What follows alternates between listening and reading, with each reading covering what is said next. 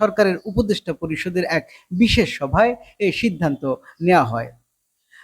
রাষ্ট্রীয় অতিথি ভবন যমুনায় প্রধান উপদেষ্টা অধ্যাপক মোহাম্মদ ইউনূসের সভাপতিত্বে রাত 8:30 থেকে পৌনে 11টা পর্যন্ত এই সভা অনুষ্ঠিত হয়।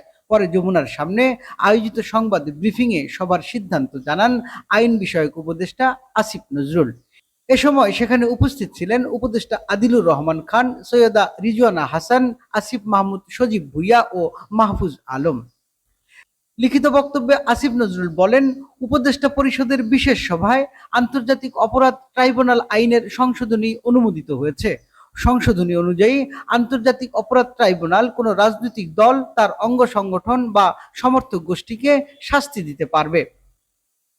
আসিফ নজরুল বলেন, উপদেষ্টা পরিষদের সভায় আন্তর্জাতিক অপরাধ ট্রাইব্যুনালে বাংলাদেশ আওয়ামী লীগ ও দলটির নেতাদের বিচার কার্য সম্পূর্ণ না হওয়া পর্যন্ত দেশের নিরাপত্তা ও সার্বভৌমত্ব রক্ষা, জুলাই আন্দোলনের নেতাকর্মীদের নিরাপত্তা এবং আন্তর্জাতিক অপরাধ ট্রাইব্যুনালের বাদী ও সাক্ষীদের সুরক্ষার জন্য সন্ত্রাস বিরোধী আইনের অধীনে সাইবার স্পেস সহ আওয়ামী লীগের যাবতীয় কার্যক্রম নিষিদ্ধ করার সিদ্ধান্ত গ্রহণ করা হয়েছে।